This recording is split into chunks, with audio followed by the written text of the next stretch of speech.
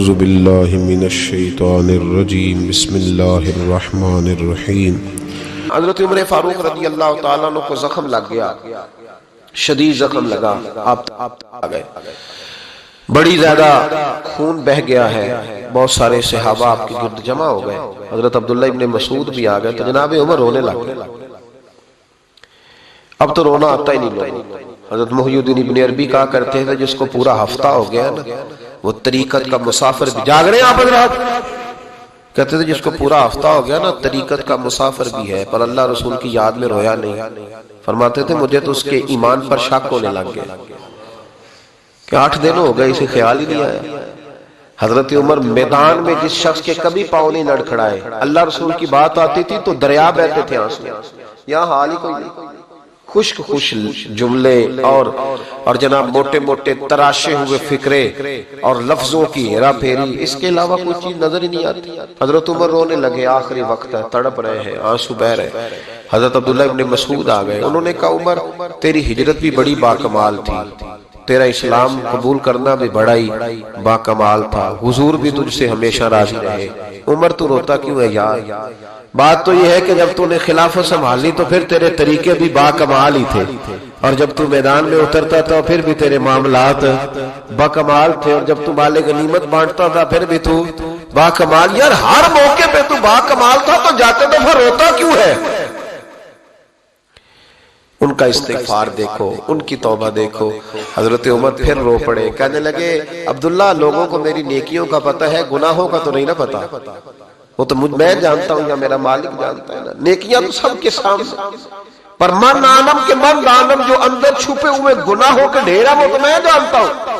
کہا تو نے میرے کلمہ پڑھنے سے لے کر میری حکومت تک میری ساری نیکیاں گنوائی ہیں، اب دعا کر میرے لیے کہ رب میری نیکیاں اور بدیاں برابر کر دے، مجھے درجہ نہیں چاہیے، بس اللہ مجھے معاف کر دے۔ درجوں کی ضرورت نہیں ہے، یہاں تو لوگ درجات لے کے بیٹھے۔ حافظ کہتا ہے کہ میں جتنے آیتیں ہوں گی اتنے میرے درجے بلند ہوں گے، پہلے درجوں والا کام تو کوئی کرنا۔ مولانا کہتے ہیں کہ نور کے ممبر پہ بیٹھوں گا، بھائی پہلے بتا نور کے ممبر کی طرف تیرا سفر بھی جاری ہے کہ نہیں؟ تاجر کہتا ہے کہ میں سخاوت کروں گا تو حضرت عثمان کے ساتھ جگہ ملے گی، پر حضرت عثمان کی سخاوت اور اپنی سخاوت کا فرق بھی دیکھ۔ مجاہد کہتا ہے کہ میں نبی پاک کے جہاد والے صحابہ کی پشت پہ رہوں گا تو پہلے اپنے کام تو دیکھ، اور جب ساری باتیں سمجھ میں نہ آئے تو پھر اللہ کی بارگاہ میں استغفار کر، پھر بیٹھ۔ بڑے لوگ استغفار کرتے، معافی چاہتے، اور یہ استغفار پھر اتنا کرم کرتا، اتنی آسانی کرتا، اس قدر بہتری کرتا کہ وہ مانگ تو اپنے گناہوں کی معافی رہے ہوتے تھے اور اللہ رحمتوں کے دروازے کھول دیتا تھا، اللہ ان پر کرم کے دروازے۔ حضرت امام حسن کے پاس ایک شخص آیا، حضرت امیر معاویہ میں بیٹھے تھے، تو اس نے امام حسن سے آ کے کہا کہ حضور اولاد نہیں ہے، کوئی دعا کر دے۔ توجہ ہے میری بات پر؟ اب بھی لوگ پیروں کے پاس آتے ہیں نا، ماشاءاللہ اللہ خیر فرمائے، تو پیر صاحب اگر وظیفہ بتائیں تو وظیفہ چونکہ پڑھنا پڑتا ہے وہ کام مشکل ہے، لہذا تعویذ تو پیروں نے بھی اب ماشاءاللہ بڑی ترقی کر لی، انہوں نے بھی تعویذ چھپوا کے رکھ لیا۔ کون لکھے اتنے تعویذ؟ جو کہ ہر مرید کو تو تعویذ چاہیے، انہوں نے نا جی تعویذ پکے چھپوا لیے، کچھ نے مورے بنوا لیے۔ دیکھتا رہتا ہوں، میرا شعبہ ہے نا، میں دیکھتا رہتا ہوں کہ مور لگائی، اس کو باندھا، اللہ خیر کرے۔ تو اب وہ نفسیاتی معاملہ ہے، ظاہر ہے 100 بندہ تعویذ لے کے گیا ہے تو 1.5 کو تو فرق پڑے گا ہی نا بیچ میں سے، تو جس کو فرق پڑ گیا اس کا فیس بک پہ دے دیا کہ یہ میری کرامت ہے جی، تو جس کا نہ پڑا جی جڑے محرم رات حقیقت دے او تے رات حقیقت کھول دی نہیں، اے جنہ ویکھیا نہیں او کرن گلاں، جنہ ویکھ لیا او تے بول دے ہی نہیں۔ ہمارے ایک حضرت تھے تو ان کے پاس ہم بیٹھے تھے، نیک آدمی تو تعویذ دیا تو مرید کہنے لگا حضور دوبارہ کب آؤں؟ کہنے لگے فرق پڑ گیا تو آ جانا، نہیں تو کہیں اور چلے جانا۔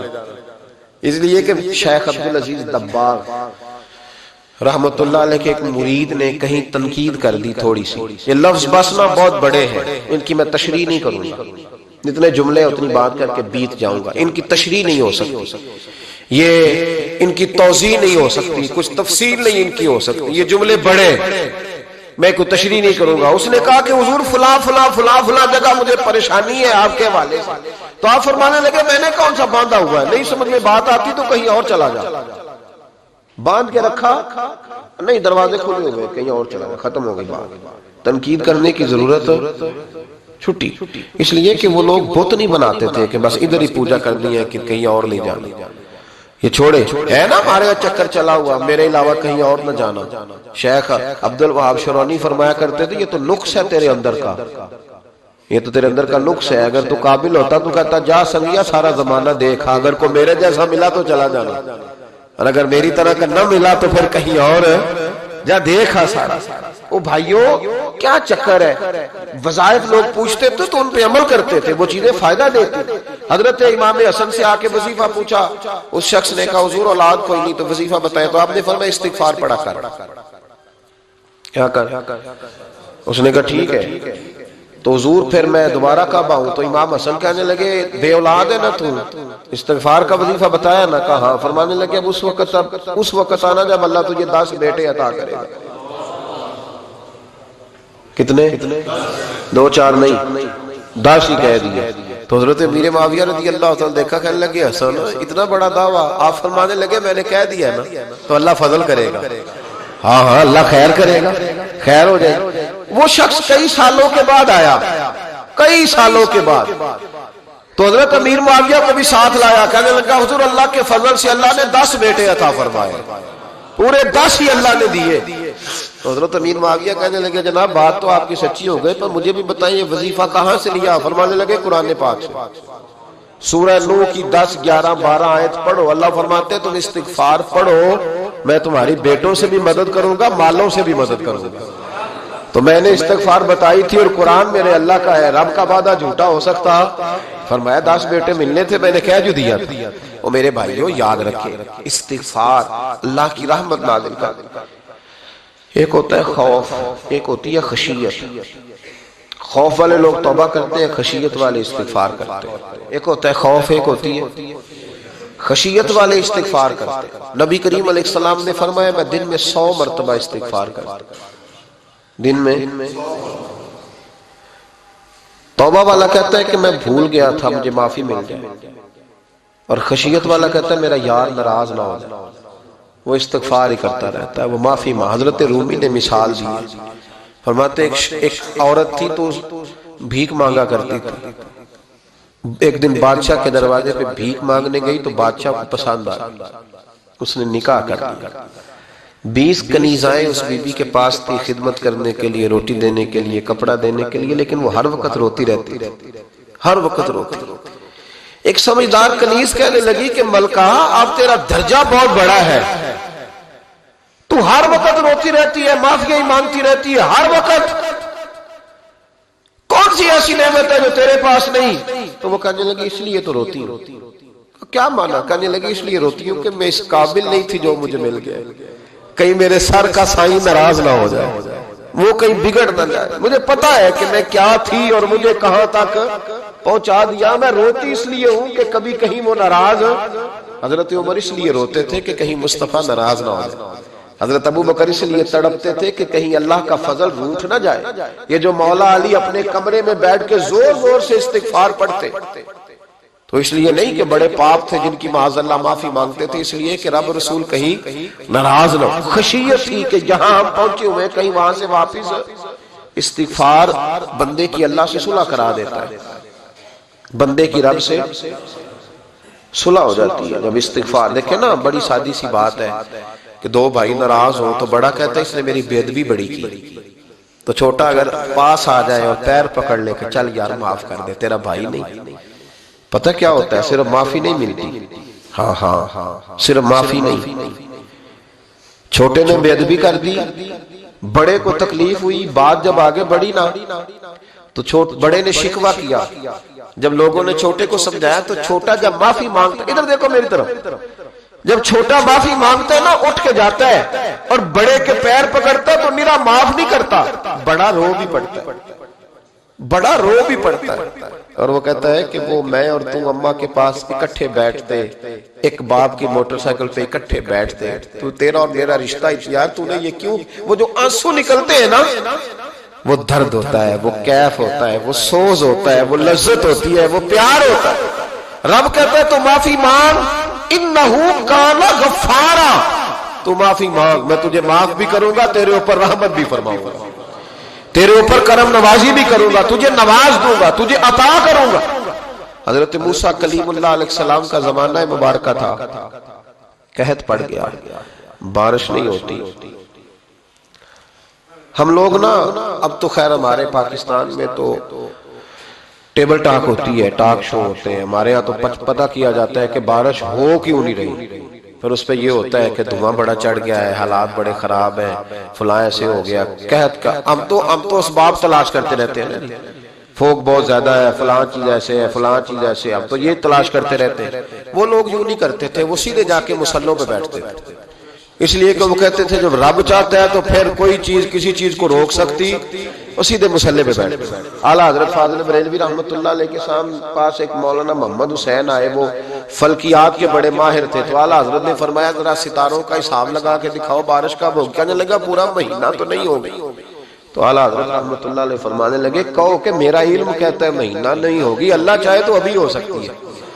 کہنے لگا جی وہ تو ٹھیک ہے پر میرا علم، وہ جیسے روز لوگوں نے پیر نیٹو حسین شاہ صاحب نہیں کھولے ہوتے کہ بارش کب آئے گی، اور اس کی طرف نہ دیکھ، مصلے پہ بیٹھ، مہربانی کر مصلے پہ بیٹھ، اللہ کی بارگاہ میں حاضر ہو، اسے معافی مانگ، اسے منا تاکہ وہ رحمت کی بارش۔ کہنے لگا جی میرا علم کہتا ہے، تو اعلیٰ حضرت فرمانے لگے پھر وہی بات، تو کہہ اللہ چاہے تو بارش ابھی، لیکن یہ جو اڑ گئے ہیں نا بیچارے، یہ اڑی گئے ہیں، یہ جہاں الجھ گئے ہیں وہاں یہ لوگ الجھ گئے، اللہ ہمیں الجھنے سے محفوظ فرمائے۔ تو اعلیٰ حضرت اٹھے تو فرمایا ٹائم کیا ہوا ہے گھڑی پہ، کہنے لگا جی 12۔ تو اعلیٰ حضرت نے گھڑی گھمائی، اب کیا بج گیا، کہنے لگا 4 بج گئے، فرمانے لگے بج گئے نا 4، کہنے لگا جی آپ نے گھڑی گھما جو دی ہے، فرمانے لگے اللہ بھی جب چاہے تو ستارے گھما دیتا ہے، اللہ بھی ستارے گھما دیتا ہے بارش۔ کہنے لگا جی وہ تو ٹھیک ہے پر مہینہ نہیں ہو سکتا، اڑا ہوا بندہ اس کا کوئی علاج ہے جو اڑ جو جائے، اس کے لیے قرآن کہتا ہے وَإِذَا خَاطَبَهُمُ الْجَاهِلُونَ قَالُوا سَلَامًا، اسے سلوٹ کرو دور سے، اسے کو تو جان اور تیرا۔ کہنے لگا جی ہو نہیں سکتی پورا مہینہ، فرمانے لگے یار تو جا اپنا کام کر۔ وہ شخص کہتا ہے میں نے دروازہ کھولا اعلیٰ حضرت کا، کمرے سے باہر نکلا تو تیز بارش ہو رہی، واپس آیا تو میں نے کہا احمد رضا یہ عقیدہ کہاں سے لیا ہے، فرمایا دروازہ مصطفیٰ سے لیا ہے صلی اللہ علیہ وسلم۔ تو یاد رکھیں کہ اللہ کو منانا چاہیے، استغفار کرنا چاہیے، اس کی برکات۔ حضرت موسیٰ ساری قوم کو لے کے نکل گئے، آؤ بھائی میدان میں اللہ کی بارگاہ میں استغفار کریں اور بارش کا سوال کریں، بارش مانگے۔ جب باہر نکلے دیر تک دعائیں ہوتی رہیں، تو حضرت موسیٰ علیہ السلام کو رب کریم نے وحی فرمائی کہ موسیٰ آپ کی قوم میں نے ایک شخص ہے جس کو 40 سال ہو گئے نافرمانی کرنے، اس نے رب سے صلح لی۔ کتنے لوگ ہیں؟ ایک، اور 40 سال سے وہ نافرمان ہے، اس کو مجمع سے نکال دو بارش ہو جائے۔ اگر ایک گناہگار کی وجہ سے بارش رک جاتی ہے، اور جہاں دروازے کھلے ہوئے ہو، جہاں تنہائیاں خوفناک ہو، اور جہاں تباہی اتری ہوئی ہو، اور جہاں لوگ کروڑوں روپیہ مال ہڑپ کر گئے ہوں، اور جہاں علماء کو ہاتھ کڑیاں لگا کے ٹھنڈی زمینوں پہ لٹا دیا جائے، اور قوم کہہ رہی ہو اچھا ہوا اچھا ہوا، اور لوگ پھبتیاں اڑا رہے ہوں، مذاق کر رہے ہوں، تو پھر اس قوم پہ کس طرح کر کے فضل الہی۔ اور یہ مولوی کا معاملہ نہیں، یہ تو ممبر رسول کا معاملہ ہے۔ میرے مصطفیٰ نے یہ نہیں کہا پیر میرا وارث ہے، حضور نے فرمایا عالم میرے دین کے وارث ہے۔ ہاں حضور نے فرمایا جس نے عالم کے چہرے کا دیدار کیا سمجھے میں نے اپنے نبی کی زیارت کی ہے۔ لیکن یہاں تو خیریہ اور مان نہیں، ورنہ میں اس پر جاتا۔ تو کہا ایک بندہ ہے 40 سال سے اللہ کی نافرمانی کر رہا، وہ اگر نکل جائے تو بارش ہو جائے گی۔ حضرت موسیٰ نے اعلان کر دیا بھی ایک شخص ہے، وہ اگر نکل جائے تو بارش ہو جائے گی۔ پتہ تو ہوتا ہے نا سب، مجھے بھی پتہ ہے کہ میں اندر سے کیسا ہوں، اور آپ کو بھی خبر تو ہوتی ہے نا جی۔ جب بات ہو رہی ہوتی ہے تو پھر پتہ تو چلتا ہے نا کہ بات کہاں جا کے سیٹ ہو رہی ہے، پتہ چلتا ہے نا۔ اسے بھی چل گیا پتہ، اب اندر ہی اندر رونے لگا۔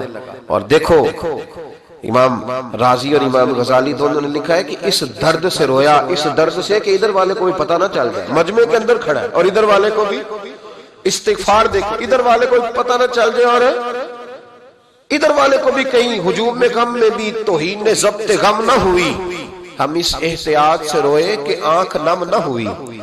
ہجوم غم میں بھی توہین نے ضبط غم نہ ہوئی، ہم اس احتیاط سے روئے کہ آنکھ نم نہ ہوئی۔ روئے بھی پر کسی کو آنسو نہیں دیکھنے دیے۔ اب اس درد سے کہتا ہے اللہ تو تو معاف کرنے والا ہے نا، تو تو معاف کرتا ہے، پردہ پوشی کرتا ہے، اور مالک اگر لوگوں کو پتہ چل گیا تو میرے تو بچوں کا بھی جینا حرام کر دے گا۔ یا اللہ میری تو آنے والی نسل بھی تڑپ کے وقت گزارے گی۔ مالک تو معاف کر دیا کرتا ہے، لوگ نہیں معاف کرتے۔ اے اللہ یہ میری خوبیاں بھول جائیں گے، میری خامیوں پر بات، مالک میں یہ ذلت نہیں برداشت کر سکتا، فضل فرما۔ حضرت موسیٰ نے دوبارہ اعلان کیا، نکلتے ہو کہ نہیں نکلتے؟ پھر تڑپا، خداوندا مجھے بے آبرو نہ کر، یہ ذلت اور رسوائیاں یہ نہیں برداشت ہوتی، اللہ درگزر۔ حضرت موسیٰ نے تیسرا اعلان کیا، نکلتا ہے یا میں پھر اس کا نام لوں؟ اللہ سے پوچھ کے نام لوں اس کا، بتاؤ کون ہے؟ اب تو تڑپ گیا، کہنے لگا مالک میں تیری بارگاہ میں استغفار کرتا ہوں، آئندہ نہیں کرتا، آئندہ نہیں کرتا۔ یہ لفظ ادا کیے، بندہ کوئی بھی نہیں نکلا، رب کریم نے بارش عطا کر دی۔ تیز بارش جب برسی نا، تیز بارش، لوگ تو مین دیکھ کے دوڑ گئے، تو حضرت موسیٰ کہنے لگا یا اللہ مجھے بھی تو بتا، تو نے کہا تھا کہ جب تک بندہ نہیں نکلتا بارش نہیں ہوگی، تو نکلا کوئی بھی نہیں، بارش ہو گئی، ماجرا کیا ہے؟ تو رب کریم نے فرمایا موسیٰ بس اس نے مجھ سے صلح کر لی، اس نے مجھ سے صلح کر لی۔ اور امام غزالی نے لفظ لکھے، حضرت موسیٰ نے پوچھا، حالانکہ اللہ اپنے نبیوں کو غیب کے خزانے دیتا ہے، پوچھا کہ اے اللہ مجھے اس کا نام بتا دے، تو رب کریم نے فرمایا موسیٰ جب گناہگار تھا تب نہیں کسی کو بتایا، جب پاپی تھا تب نہیں بتایا، جب مجرم تھا تب نہیں بتایا، اب کیسے بتا دوں؟ فرمایا اس کی میری صلح ہو گئی ہے، اور فرمایا جو بارش نہیں نہ ہو رہی تھی وہ بھی اس کی وجہ سے نہیں ہو رہی تھی، اب جو ہوئی ہے نا تو یہ بھی اسی کی وجہ سے ہوئی ہے، یہ بارش اب جو ہوئی ہے تو یہ بھی یہ اس گناہگار کے سبب سے۔ اپنی راتیں اللہ کے ساتھ گزارے، مصلی پہ بیٹھے۔ میرے صاحب رحمت اللہ علیہ سے جب کوئی کہتا نا کہ بڑا پریشان ہوں تو کچھ بتائیں، تو فرماتے آج رات مصلی پہ بیٹھ کے اپنے رب سے بات کرنا، میں بھی بات کروں۔ بندوں کو دکھ بتانے سے عزت میں کمی آتی ہے، اور اگر اللہ کو بندہ اپنے دکھ بتائے تو اللہ عزتیں بڑھا دیتا ہے۔ ترمذی شریف کی حدیث ہے، نبی پاک علیہ السلام نے فرمایا اگر تو دنیا داروں کو دکھ بتائے گا تو اللہ تجھے غنی نہیں کرے گا، اور اگر تو اپنے رب کو بتائے گا تو اللہ بڑی جلدی تجھے دنیا سے بے نیاز کر دے گا، تجھے لوگوں کی ضرورت نہیں رہے گی۔ استغفار کرے، کثرت سے کرے، ذوق سے کرے، مصلی آباد رکھے، ہر شے دیکھو نا، جس طرح کھانے کی میز آباد رہتی ہے، بستر آباد رہتا ہے، ہمارے دیگر معاملات، اگر مصلی نہ آباد رہے تو روح بے چین رہتی ہے، طبیعت بے قرار رہتی ہے۔ انسان میں نے دیکھا ہے بڑے بڑے سمجھدار لوگ پاگلوں جیسی زندگی گزار رہے ہیں، بولتے جا رہے ہیں، بولتے جا رہے ہیں، بولتے جا رہے ہیں، ایسے کسی کو کوئی خبر کہ 6 فون اٹھائے ہوئے ہیں، ایسے جیسے ڈسٹرب ہو گئے مینٹلی طور پر۔ وجہ کیا ہے کہ ان سے جان نہیں چھڑاتے۔ کبھی سارے موبائل بند کر کے نا، سارے بچے ہر چیز سائیڈ پہ کر کے مصلی پہ بھی آنا چاہیے، اور مالک تو بڑا ہی قریب، اللہ تو بڑے کنز المال کی حدیث سنا کے بعد سمیٹتا ہوں۔ نبی پاک صلی اللہ علیہ وسلم فرماتے ایک شخص تھا بنی اسرائیل میں، بڑا مالدار تھا، تو پھر اس پہ غربت آ گئی، جب غربت آئی تو رو پڑا، کہنے لگا اے اللہ میں غریب ہو گیا ہوں، میری مدد فرما، میں نے بڑی نافرمانی کی ہے تیری۔ مالدار جب تھا تو بڑی موج کر، یا اللہ میں نے بڑی اب نہیں کروں گا، مجھے اس غربت سے نکال۔ تو اللہ نے فرشتوں سے کہا کہ دے دو جو مانگتا ہے۔ فرشتے کہنے لگے یا اللہ یہ توبہ کر کے نہیں آیا، ڈر کے نہیں آیا، یہ تو الجھ گیا تب آیا ہے، یہ تجھ سے ڈر کے ہوتا ہے نا ایسے کہ لوگ اللہ سے نہیں ڈرتے جتنا غربتوں سے معاذ اللہ ڈرتے ہیں، یا اللہ یہ تو وہ الجھ گیا تب آیا۔ تو اللہ نے فرمایا پتہ مجھے بھی ہے لیکن آ تو گیا ہے، چلو دے دو۔ تو کہا یا اللہ اگر دے دیا تو دوبارہ نہیں آئے گا، فرمایا اس کا بھی مجھے پتہ ہے، تم دے دو۔ اسے دے دیا، جب دولت مل گئی نا تو کہنے لگا اوہو وہ تو میں نے اس طریقہ سے ہی استعمال کیا اس لیے کامیاب ہو گیا۔ پھر کچھ وقت گزرا تو پھر الجھ گیا، پھر قرضے چڑھ گئے، پھر سارے ہلاک کر، کہنے لگا یا اللہ اب نہیں کرتی، اب معاف کر دے۔ 70 دفعہ توبہ کی اور 70 دفعہ توڑی۔ حبیب کریم فرماتے ایک دن بستر پہ تھا، آسانی تھی، 70 دفعہ فرشتوں نے کہا یا اللہ یہ جھوٹا ہے، جھوٹ بولتا ہے۔ یہ تو غربت آئی ہے تو تیری بارگاہ میں آیا، ورنہ کبھی نہ آتا. بیمار ہوا ہے تو آیا، اس کا تو بچہ بیمار ہوا ہے تو آیا، ورنہ کبھی نہ آتا. 70 دفعہ توبہ توڑی. ایک دن رات کو بستر پہ لیٹا تھا، دولتیں بھی تھی، آسانیاں بھی تھی، دل میں خیال آیا میں کتنا جھوٹا ہوں. جب الجھ جاتا ہوں تو اس کے دروازے پہ جاتا ہوں اور وہ کتنا قریب ہے. مجھے خالی نہیں لوٹاتا، تڑپ اٹھا، آنسو نکل گئے، اٹھ کے مصلی پہ کھڑا ہوا تو رب کریم نے فرشتوں سے فرمایا کھول کے دیکھو دروازے. آج یہ غربت کی وجہ سے نہیں آیا، آج میرا بن کے آیا ہے. تو یا اللہ پہلے تو دولت دیتا تھا، آج کیا دے گا؟ تو محبوب فرماتے، اللہ فرماتے ہم نے اسے بغیر حساب کتاب جنت عطا کرو. استغفار کرے، اس کے حضور حاضری دے. جس طرح سارا کچھ چھوڑ چھاڑ کے لوگ کہتے ہیں کہ 1 مہینہ میں نے کسی سیاحتی مقام پہ رہنا ہے، میں نے اب کسی ٹھنڈے علاقے میں چلے جانا ہے، برف باری دیکھنی ہے، سیر کرنی ہے، 10 دن کی چھٹیاں وہاں گزارنی ہے.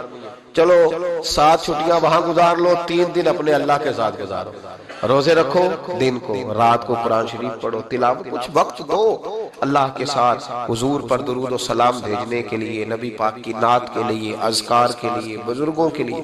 پھر دیکھنا اللہ روح کو کتنا سکون دیتا ہے. آخر دعوانا الحمدللہ رب العالمین. سد لو ہن سرکار مدینے، سد لو ہن سرکار مدینے، آوے او گنہار مدینے. سد لو ہن سرکار مدینے، جے رب سن لے میریاں عرضاں، جے رب سن لے میریاں عرضاں، پھر میں دیاں عمر گزار مدینے. سد لو ہن سرکار مدینے، سب دکھیاں دے دکھڑے ونڈدا، سب دکھیاں دے دکھڑے ونڈدا، رب دا سونا یار مدینے. سد لو ہن سرکار مدینے، آوے او گنہار مدینے. ہر واری مینوں رواندیاں چھڑ کے، ہر واری مینوں رواندیاں چھڑ کے، ٹر جاندے میرے یار مدینے. سد لو ہن سرکار مدینے، بگڑے ہوئے کم دنیا دے، بگڑے ہوئے کم دنیا دے، بن جاندے آخر کار مدینے. سد لو ہن سرکار مدینے، غم دیاں ساریاں مجبوریاں دے، غم دیاں ساریاں مجبوریاں دے، وسدے نے غم خار مدینے. سد لو ہن سرکار مدینے، رب دے جننے ہین خزانے، رب دے جننے ہین خزانے، سب دائے مختار مدینے، سب دا ہے مختار مدینے. سد لو ہن سرکار مدینے، آوے او گنہار مدینے. سد لو ہن سرکار مدینے، ہر ویلے قدماں وچ رہندے سوہنے دے دو یار مدینے. سد لو ہن سرکار مدینے، جنتاں دی پرواہ نہیں کردے، جنتاں دی پرواہ نہیں کردے، ٹر جاون جو ایک بار مدینے. سد لو ہن سرکار مدینے، جو حبدار سجن سیداں دا، جو حبدار سجن سیداں دا، ملدا اے اونوں پیار مدینے. سد لو ہن سرکار مدینے، سد لو ہن سرکار مدینے، سد لو ہن سرکار مدینے، آوے او گنہار مدینے. سد لو ہن سرکار مدینے.